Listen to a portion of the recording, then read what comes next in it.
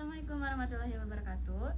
Di sini kami akan mempresentasikan implementasi penyusunan laporan keuangan UMKM studi kasus ST Big Dino. Di sini saya Aufi Fadila dengan NIM 10125442 dengan teman saya Elsa Rahmayani dengan NIM 10125030. Di sini saya akan menjelaskan profil UMKM. Nama usaha yang kami wawancarai adalah ST Big Dino. Usaha ini merupakan jenis usaha dagang dengan bidang usaha menjual minuman teh yang kekinian berfokus pada penyajian teh berkualitas tinggi dengan porsi yang ekstra besar atau jumbo size. Usaha ini sudah berdiri cukup lama dan memiliki banyak outlet di mana-mana. Berdiri sekitar pada tahun 2022 atau 2023. ST Big Dino saat ini sudah memiliki 90 lebih outlet di Jawa Barat. Pemilik usaha ST Big Dino ini bernama Chandra dan memiliki sekitar 3 orang pegawai di setiap outletnya. Dilanjut, proses operasional utama. Manajemen stok dan bahan baku. Operasional dimulai sebelum gerai dibuka. Kunci dari ST yang enak adalah kesegaran bahan. Proses produksi. Ini adalah tahap dapur, di mana rasanya dapur dibuat alur pelayanan pelanggan. Proses saat pelanggan datang hingga menerima minuman, standar kebersihan dan penutupan.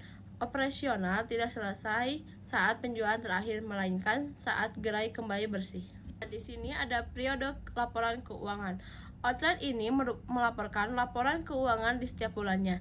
Yang akan kami perlukan dan akan kami tanyakan adalah periode bulan Desember tahun 2025.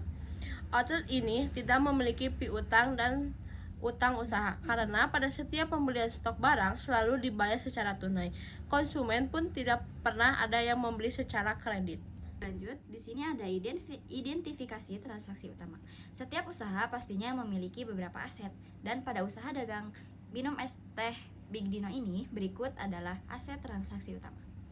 Yang pertama ada aset tetap lahan penyimpanan atau ruko, yang kedua utang dan piutang, yang ketiga ada modal awal dana milik pribadi, yang keempat pendapatan hasil penjualan es teh Big Dino, yang kelima ada beban operasional sewa ruko, yang keenam ada pembelian barang stok untuk penjualan, yang ketujuh ada beban gaji-gaji untuk 3 pegawai, dan yang terakhir ada beban sewa ruko.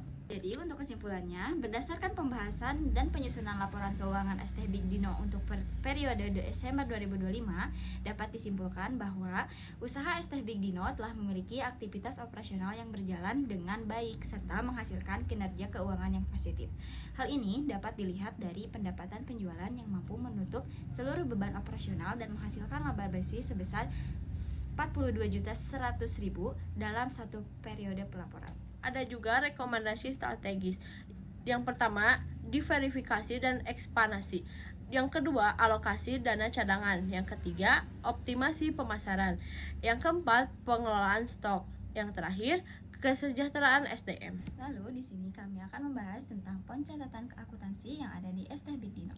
Yang pertama ada jurnal umum dengan total lahir sebesar 56.858.000. Yang kedua ada buku besar dengan saldo akhir 45.542.000 dan peralatan dengan saldo akhir 1.900.000. Untuk peralatan dengan saldo akhir 858.000.